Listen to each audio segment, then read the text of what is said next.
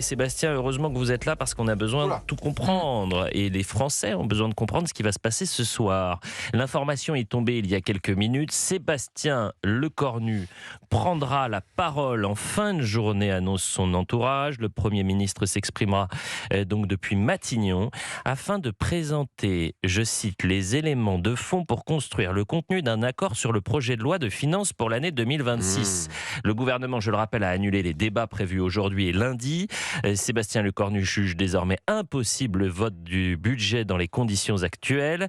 Il a renvoyé les discussions à mardi. Le Premier ministre, donc, entend dégager les conditions d'une non-censure afin d'emprunter soit la voie du 49.3, soit l'utilisation des ordonnances. Alors, je suis conscient d'une seule chose, c'est qu'en disant tout cela, je pense que beaucoup de Français sont perdus. Totalement. Et moi, le premier, je n'y comprends strictement rien.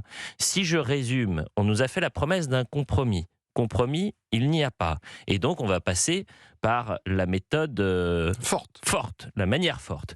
D'abord, Sébastien Lecornu prendra, donc vous allez tout décoder phrase par phrase. Sébastien Lecornu prendra la parole. Pour dire quoi, Sébastien Ligné ? Pour dire concrètement, comme vous l'avez dit, qu'il n'y a pas eu de compromis possible sur ce budget, que malgré les tentatives des macronistes de tendre la main à la gauche et à la droite, il y a eu des blocages, que les partis sont restés bloqués dans leurs appareils partisans et que donc on ne pourra pas voter un budget dans les temps. Voilà ce que veut dire cette première phrase. Je cite Marine Le Pen, elle dit en octobre dernier, la ministre du budget balayait d'un revers de la main la possibilité que le budget puisse être passé par ordonnance. Lorsque j'alertais les Français sur cette possibilité, les partis qui composent le socle commun ont donc menti avec comme seul objectif empêcher que de nouvelles élections législatives puissent se tenir. Si compromis il n'y a pas, est-ce que ça veut dire que c'est un échec politique, Sébastien Ligné, toujours ? Totalement, parce que rappelons que Sébastien Lecornu avait promis de ne jamais utiliser le 49.3 dans ses débats budgétaires, en reniant la politique notamment de Madame Borne et de Michel Barnier. Et donc il y avait la promesse de faire le débat démocratique et que finalement la parole soit rendue à l'Assemblée nationale et que ce soit l'Assemblée qui décide de tous les textes budgétaires. Apparemment, ce ne sera donc pas le cas. Maintenant, c'est de savoir quelle méthode va être utilisée. Parce qu'entre l'ordonnance et le 49.3... Quel budget sera voté ? C'est ça que peut-être les Français ont besoin de comprendre. Moi, le premier, d'ailleurs, je ne comprends pas. On va voter quoi ? Alors, tout dépend. Bon, déjà, rappelons ce qu'est le 49.3 et ce qu'est les ordonnances. Parce que ça peut être un petit peu flou pour beaucoup de gens. Le 49.3, c'est donc le gouvernement qui engage sa responsabilité sur un texte. C'est-à-dire que si le texte et les motions de censure sont validés, non seulement le gouvernement Lecornu tombe, mais en plus le budget repart quasiment à zéro. Et il faut donc qu'Emmanuel Macron renomme encore une fois un nouveau Premier ministre pour qu'ensuite il redémarre une nouvelle copie budgétaire quasiment vierge. Et donc là, ça nous amène potentiellement, avec la trêve des municipales, à un budget en mai ou en juin. C'est pour s'en rendre compte. L'autre option, ce sont les ordonnances, qui serait un mouvement inédit dans l'histoire de la Ve République pour des textes budgétaires. Les ordonnances, il n'y a pas de vote.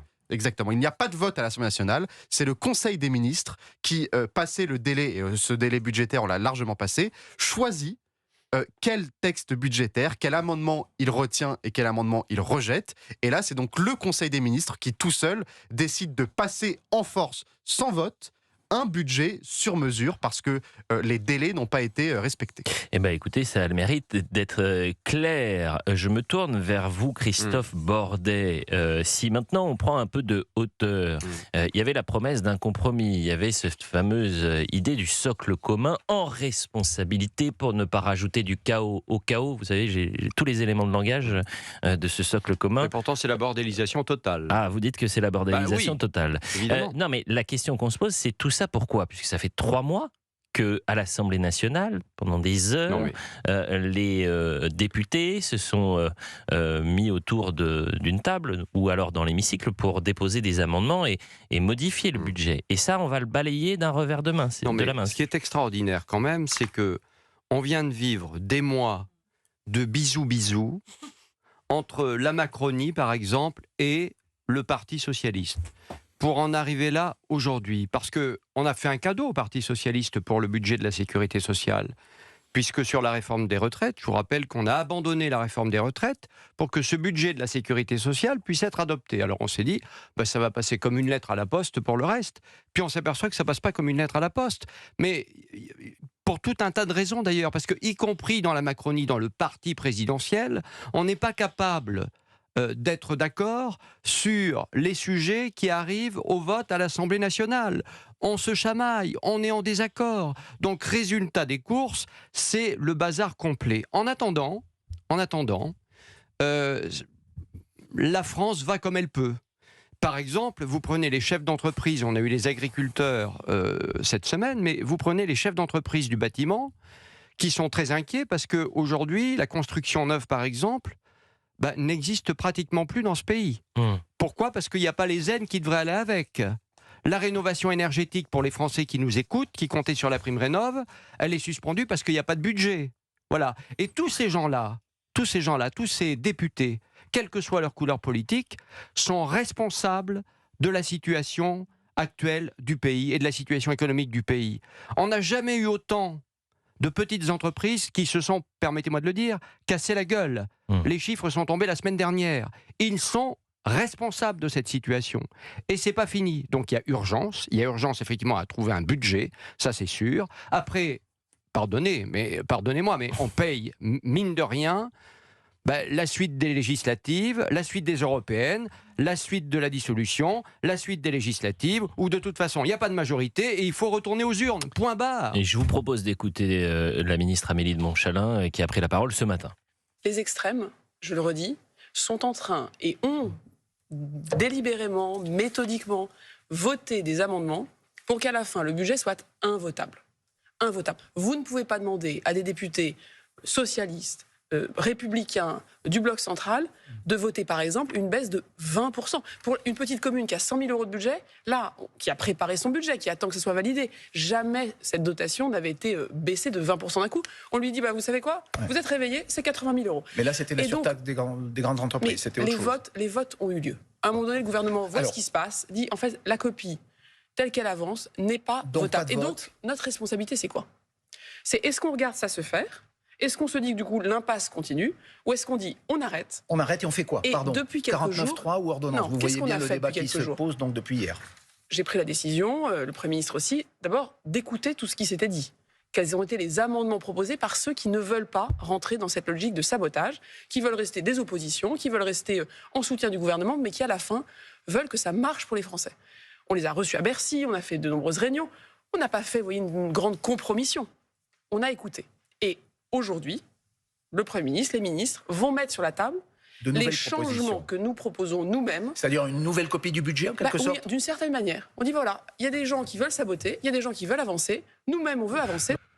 Et on est encore une fois sur le terrain moral, Sébastien Ligné. C'est ça qui est incroyable. C'est le camp de la raison. La raison, voilà, c'est le camp de la raison, le camp du bien face à ceux qui voudraient saboter. Si vous n'êtes pas d'accord avec le budget, avec ce gouvernement-là, avec ses réussites et ses échecs, eh bien vous êtes en train de saboter. Et donc vous mettez en danger et vous mettez en péril la France. Voilà comment aujourd'hui c'est présenté la ligne de défense.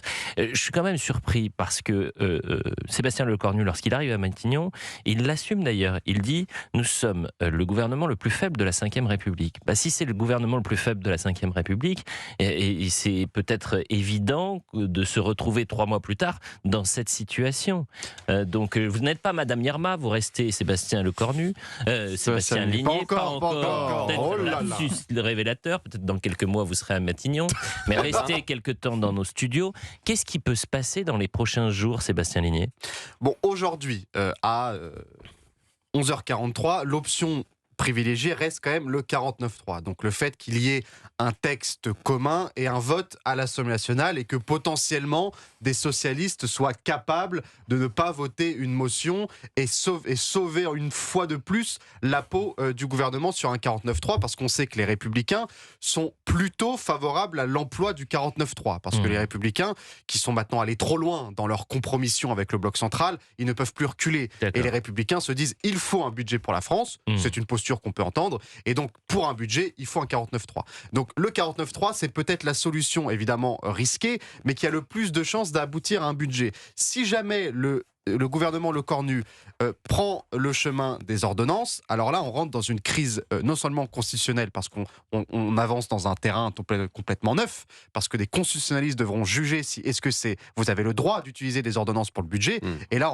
on rentre dans un bras de fer démocratique très important. Bon, au final, on peut parler de ça pendant des heures. On a bien compris une chose, vous avez une majorité non pas susceptible de voter un budget, en revanche, vous avez une majorité à l'Assemblée nationale qui a une trouille XXL de retourner devant les électeurs et d'engager leurs responsabilités sur ces derniers mois devant les électeurs en cas de législative anticipée. Et vous verrez. Donc il y aura tous les compromis, ils vont avaler toutes les couleurs.